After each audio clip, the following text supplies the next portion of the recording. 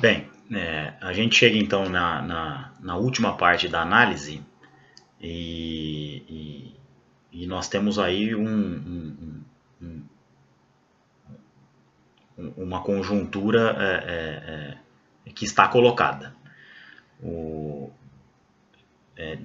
Analisando separadamente os dois lados, pegando um pouco de tudo o que foi dito nos dois primeiros vídeos, a gente teve então, de um lado, a atitude da presidente Dilma de chamar para dentro do governo uma pessoa que estava sendo investigada.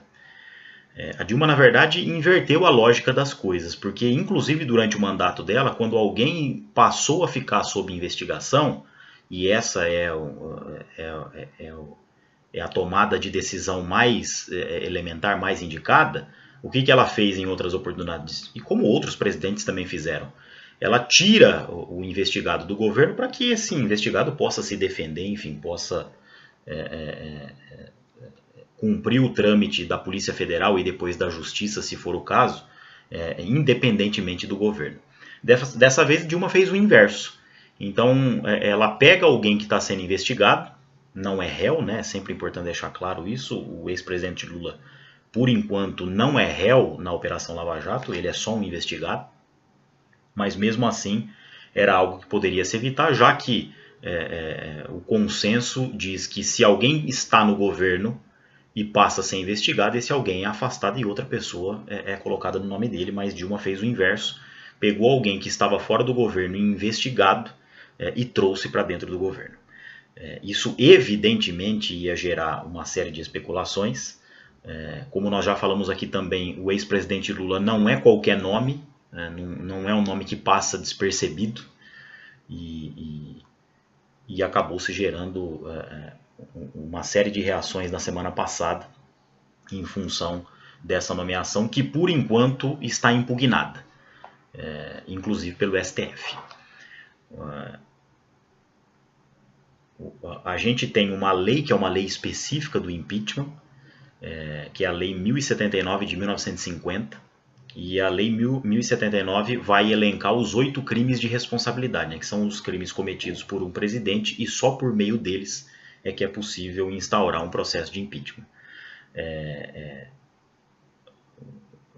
A discussão então em torno do impeachment ela já é antiga, já vem desde 2015, como a gente também já colocou aqui.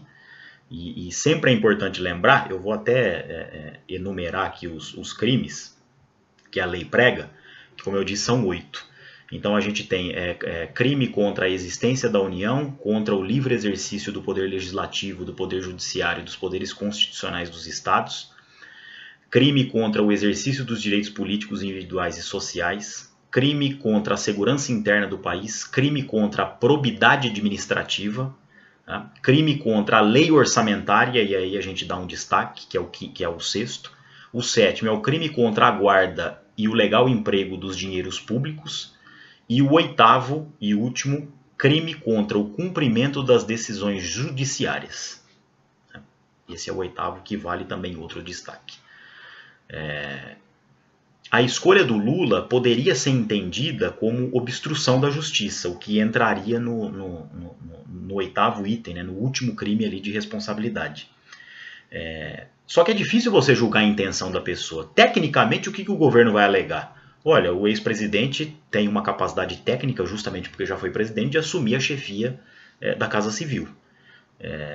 Não entendemos como obstrução de justiça, porque ele não deixaria de ser julgado. Ele só deixaria de ser julgado pelo juiz Moro, que é de uma instância, e passaria a ser julgado pelo STF, que é de uma outra instância. Quer dizer, tecnicamente, é difícil você imputar a presidente um crime de responsabilidade, porque você teria que medir, teria que mensurar a intenção dela. E isso é bastante complicado. Eu acho que a intenção dela foi dar sobrevida ao ex-presidente Lula. E nesse caso ela está usando um cargo que tem uma finalidade justamente para outra. Quer dizer, ela não está usando o Lula porque ela acha que ele é capaz de assumir o Ministério da Casa Civil. Ela está usando o Lula para tentar dar uma sobrevida porque o governo e o PT acreditam que ele tem mais chances de se salvar no STF do que na instância com o juiz Moro, né? Na primeira instância com o juiz Moro. Eu acho, como já afirmei também em vídeos anteriores, que é um cálculo errado. eu não subestimo a capacidade de julgamento, a capacidade de justiça do Supremo. Aliás, eu subestimo muito menos essa capacidade do que a que o juiz Moro vem demonstrando ter. Então, não vejo dessa maneira. Eu acho que a intenção foi essa. E entendo Dilma uma intenção como essa, eu tenho, e coloquei isso já, né, manifestei esse tipo de opinião, eu tenho isso como uma atitude bastante temerária, bastante reprovável. Quer dizer, juridicamente, você não tem como mensurar a intenção dela, e é possível defender isso. Então, quer dizer, pode até ser legal, mas é imoral. É uma situação que poderia se evitar, e aí pela primeira vez a gente tem a possibilidade de ensejar o impeachment. Esse é um ponto. O outro ponto, a gente continua falando do impeachment, é o pedido, né, o processo que está em andamento na Câmara. A gente aí vai ter 10 sessões, a primeira sessão já foi na sexta-feira, quando não se costuma fazer sessão, mas o presidente da Câmara decidiu fazer sessão, então a partir disso Dilma vai ter 10 sessões para apresentar a sua defesa. O impeachment ele tem que estar ancorado numa coisa muito específica, que foi o pedido acatado pelo próprio Eduardo Cunha. O pedido que foi colocado, que foi registrado em cartório em outubro do ano passado, por 3 juristas, o Miguel Reale Júnior, o Hélio Bicudo e Janaína Conceição Pascoal.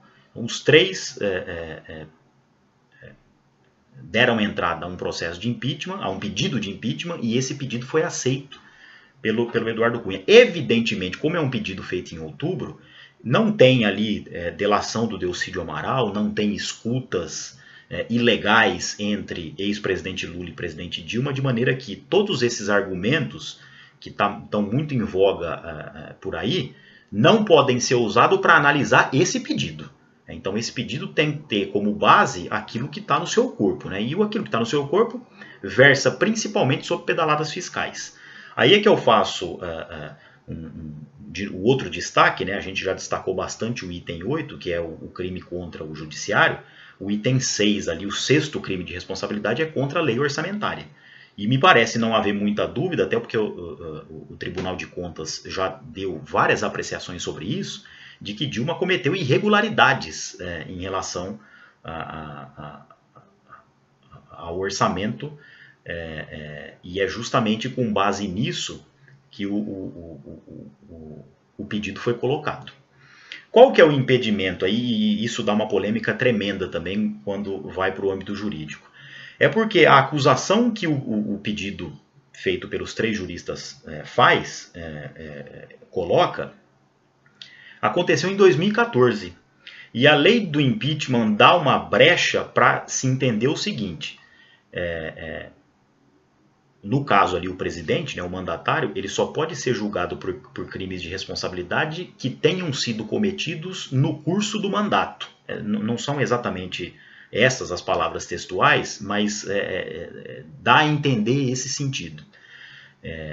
Só que uma irregularidade, e que isso é claro para todo mundo que ela de fato cometeu, em 2014 não pode influenciar no mandato que está em curso, porque a irregularidade que ela cometeu no mandato de 2014, a irregularidade que ela cometeu em 2014 já não faz parte do mandato que está em curso, que é um mandato que vai de 2015 a 2018. Como a lei foi elaborada num período em que não tinha reeleição, então não se previu isso. De maneira que eu entendo como uma falha. Eu acredito que se Dilma cometeu um crime de responsabilidade durante o curso de um outro mandato, o fato dela ter sido reeleita e esse ser um outro mandato não impediria que ela fosse julgada por algo que aconteceu no primeiro quadriênio, por exemplo. Mesmo porque nós estamos falando da mesma pessoa. De 2011 a 2014 era a presidente Dilma e de 2015 a 2018 continua sendo ela. Mas como há um termo, e evidentemente que a defesa se apega ao termo, então nós temos um problema aí. No meu entendimento, que claro é um entendimento de leigo, eu pelo que está expresso na lei. Acho que a lei deve até mudar, mas como a regra do jogo é essa, a gente deve jogar de acordo com a regra que está em vigência. Nós não podemos mudar a regra no meio do jogo, não faz sentido. Se a gente quer acabar com o impedimento, que se termine com o impedimento quando não está havendo jogo. Enquanto houver jogo, a regra do impedimento tem que valer para ele. Não pode se mudar de uma hora para outra. Eu entendo que ela cometeu um crime de responsabilidade contra a lei orçamentária em 2014, mas por não fazer parte no mandato atual, ela não pode ser impedida por isso. Né? É uma falha em lei, todo mundo acho que reconhece isso, mas tecnicamente o impeachment então fica inviabilizado. Feita essa colocação, qual que é o outro lado da história então? Que se questiona muito em relação às escutas. E que, se for o caso de se usar a delação do Delcídio, as escutas que foram ilegais, mas aí os juristas é que vão discutir se vale captar a essência do conteúdo para interpor alguma coisa, isso aí é passível num outro pedido. O que eu estou querendo dizer é o seguinte, no pedido de impeachment que está em avaliação no Congresso, não cabe levar em conta as delações do Delcídio, nem as escutas. Não tem o menor sentido porque no pedido que foi formulado, por motivos óbvios, porque ele foi feito em outubro, não se previa nada disso. Então o julgamento tem que ser com base naquilo que está colocado. Ele não pode, de novo, o diz que me diz, porque no trâmite formal e legítimo isso é inconcebível. Do outro lado, então, nós temos o conteúdo da escuta que isso sai da alçada já desse processo de impeachment que está em curso, mas desperta ira e defesas de vários lados. Eu não discuto o mérito do conteúdo, porque é indiscutível. Eu estou entendendo que Dilma fala use se necessário, ela está, de novo, repetindo aqui o que eu já disse. Ela está usando ali o aparato da administração do Planalto para poder proteger de alguma forma um investigado. É isso que dá a entender. E também não creio que aquele documento que ela mostrou, que só estava com a assinatura do Lula, seja o documento verdadeiro, mas isso eu também não tenho como comprovar. Aqui eu estou fazendo uma análise com base na minha leitura como cidadão.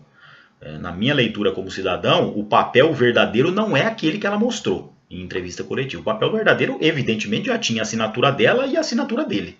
Porque senão, finalidade jurídica não teria nenhuma aquele documento.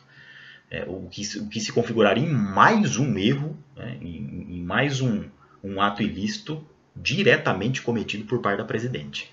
De apresentar um documento que não foi o que estava em jogo naquele momento. Eu não discuto, então, o mérito. A escuta foi clara. O que eu discuto é o método. O juiz Sérgio Moro não pode, para barrar uma ilegalidade, cometer outras. E é o que ele vem fazendo. E isso é questionável. Da mesma maneira que tem muitos juristas que o apoiam, muitos outros também o reprovam.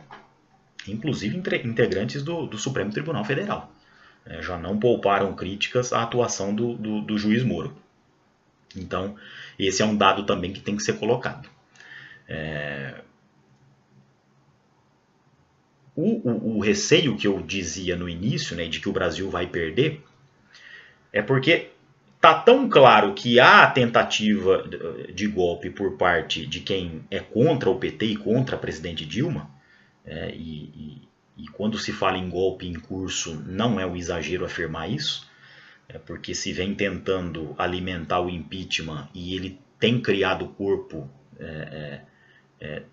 desde janeiro do ano passado, desde outubro, na verdade, de 2014, que se fala nisso, quando não se teve, durante todo esse tempo, nenhum argumento que imputasse a presidente crime de responsabilidade. É o que eu falei. Pelas escutas ilegais, você pode até ter pode até ter o primeiro, mas que é difícil comprovar tecnicamente se houve ou não esse crime. Eu acredito que na intenção sim, mas como eu já disse, é difícil você apreciar o espírito da intenção, é muito subjetivo. Então, como não teve nenhum argumento para imputar o crime de responsabilidade, é um golpe. É um golpe que tem emergido, aí, que tem surgido por várias frentes. Então, nós já classificamos aqui como alguns setores da sociedade, principalmente classe média e elite. Setores fortes do empresariado, a Fiesp claramente apoia o impeachment, é uma instituição importante no ramo empresarial. E a gente tem a mídia, a grande mídia, compondo também com um papel muito importante esse panorama todo. Já fizemos a avaliação da imprensa no vídeo anterior. E são exatamente os mesmos grupos que compuseram o golpe em 64. Como eu já disse, a única diferença é que os militares não entrarão. Né? É claro que eu não cravo 100%, porque não dá para cravar nada 100%. Mas quase que certeza que não vai haver a saída de um governo civil para um governo militar. Acho isso muito improvável. Mas o bastidor é o mesmo. Né? O pano de fundo é semelhante, para não dizer igual. Então há tentativa de um golpe. Quer dizer, se Dilma cai, é temerário por causa disso, porque não caiu dentro da lei. Por outro lado, é muito claro também que Lula, eu não vou nem atribuir a Dilma isso, né, mas que Lula e o PT estão com lama até a tampa. É algo difícil também de defender o oposto. Né? Porque as evidências elas são cada vez mais claras. De maneira que, de um modo ou de outro,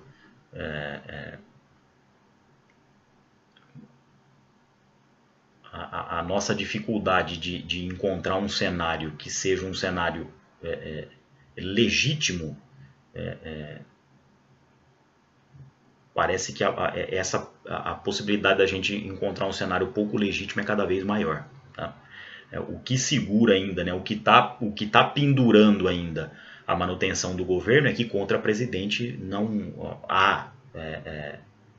não foi colocado ainda nenhum crime de responsabilidade que ela tenha cometido no curso desse mandato atual.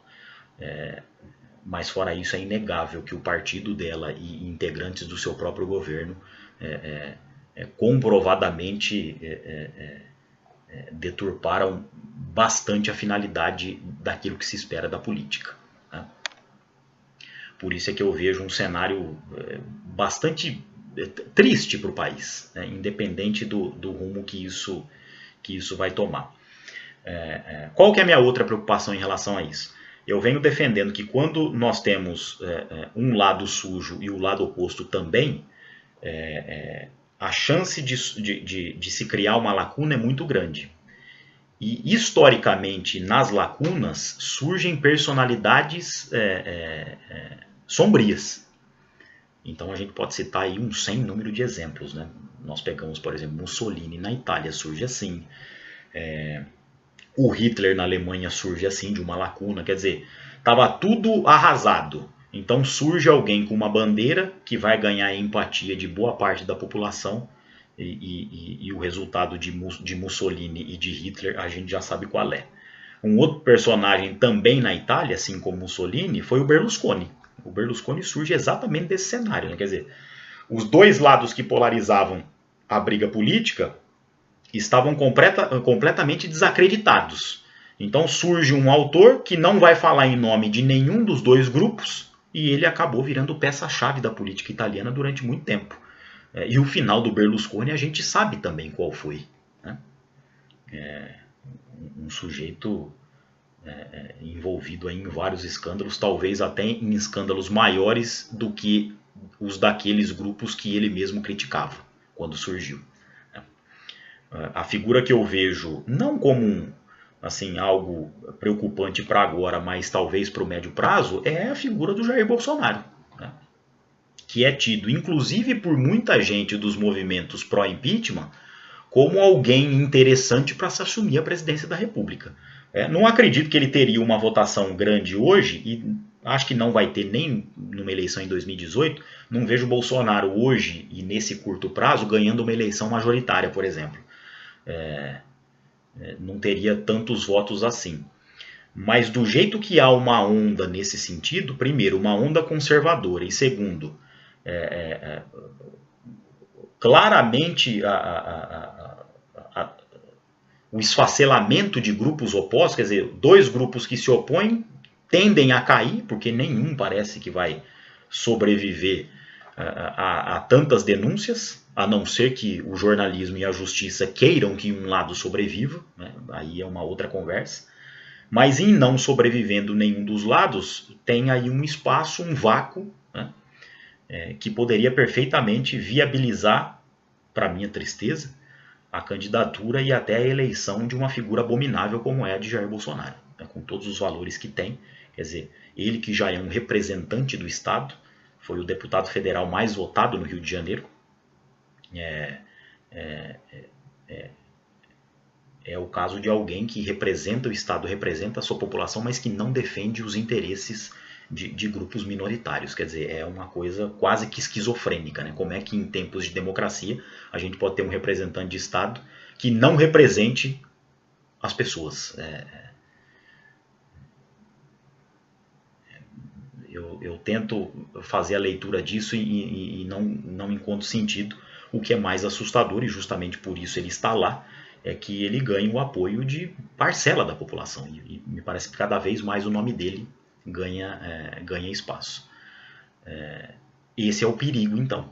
É claro que se houver culpados, se dos dois lados a gente encontrar culpados, que os culpados sejam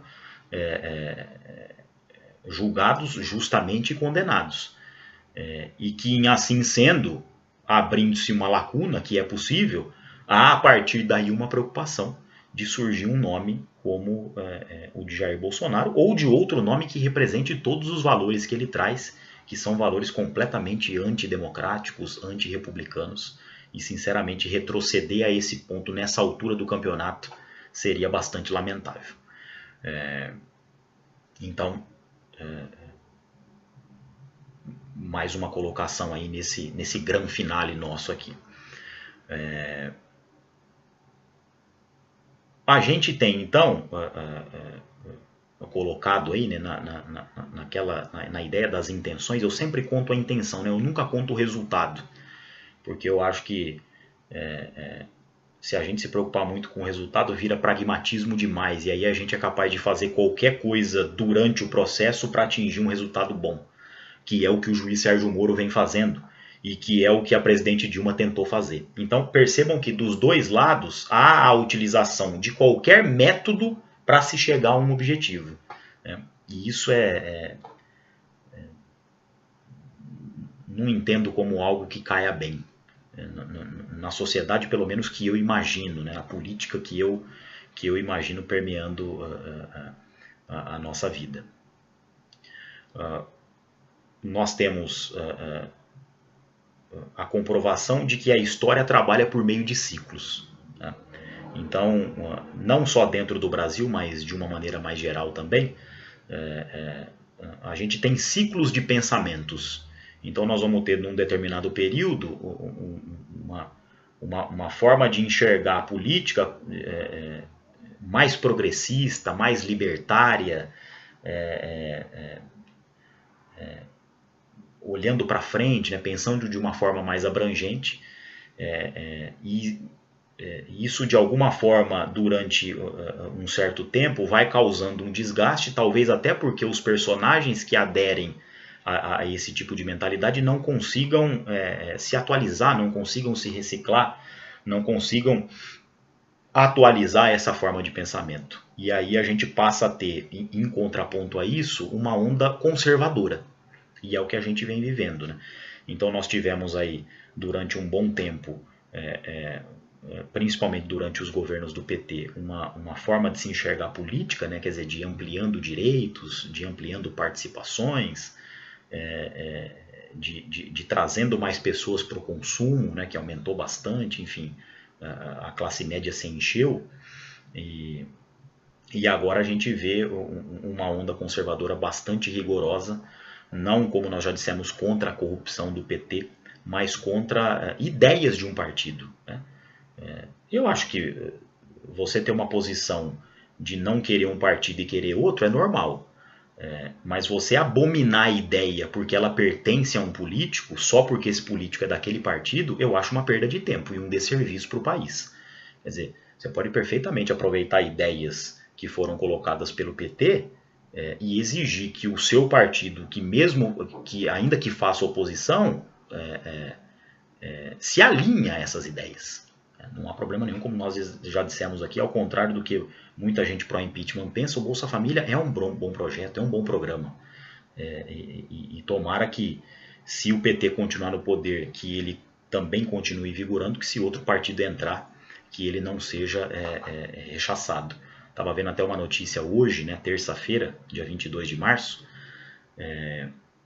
que os acidentes em São Paulo diminuíram em 20% a partir do momento em que o Haddad diminuiu o limite de velocidade.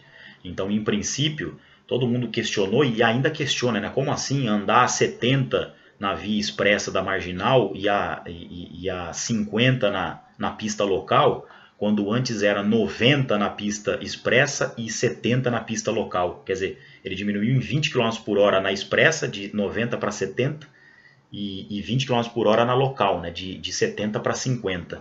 E todo mundo achou um absurdo, né, porque o trânsito de São Paulo já não andava, e quer dizer, você colocando uma velocidade menor vai andar bem menos, mas é um argumento falacioso, porque se você diminui a velocidade tem menos acidentes, e a pesquisa mais atual de hoje mostrou isso, 20% menos acidentes do que existiam antes. E naturalmente, se você tem menos acidentes, você tem o trânsito flui mais, porque muitas vezes ele para não porque todos os carros estão indo em direção ao mesmo lugar, mas porque tem um acidente que trava ou a pista toda ou parte dela, né? Isso torna o trânsito mais lento. E o mais importante, né? Menos acidentes, menos vítimas. Isso é a grande sacada. Então, quer dizer, uma medida como essa muitas vezes é desprezada só porque foi colocada por um político que pertence a um partido que tem muita rejeição. Mas a ideia, ela não é necessariamente ruim, tá? Como é esse caso, por isso que eu citei como exemplo. Nós temos então essa onda que procura combater qualquer coisa que esteja vinculada a um partido, inclusive o próprio partido. Então, como eu disse, é uma onda, né? Quer dizer, provavelmente se essa onda conservadora passar a vigorar a partir do impeachment ou a partir das próximas eleições, essa onda conservadora vai durar durante algum tempo e é quase que certo, e até para minha alegria, que depois uma mentalidade mais progressista vai voltar a combater esse conservadorismo e vai vigorar também por algum tempo. É exatamente o que aconteceu nos Estados Unidos. Os Estados Unidos tiveram 8 anos de governo Bush, lamentáveis, né? E a eleição do Obama, quer dizer, de um negro que é democrata para o posto de presidente dos Estados Unidos, também prova que isso oscila. Tá? A gente vai ter ciclos conservadores e ciclos progressistas. Ciclos conservadores e ciclos progressistas. Eu estou entendendo, e isso não me causa...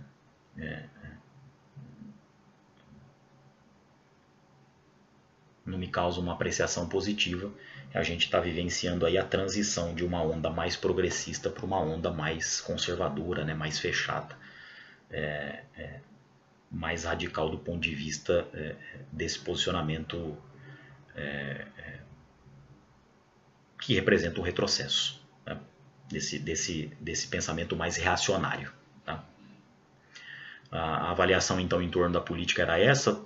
Tentei nesses 3 vídeos, né, cada um deles com aproximadamente meia hora, apresentar, colocar algumas posições minhas, enfim, alguns olhares sobre aquilo tudo que está acontecendo, mas fecho esse vídeo com a ideia que inaugurou o primeiro, de que o Brasil, acho muito improvável a Dilma e o PT reverterem o processo de impeachment, e isso acontecendo estará constituído um golpe, né?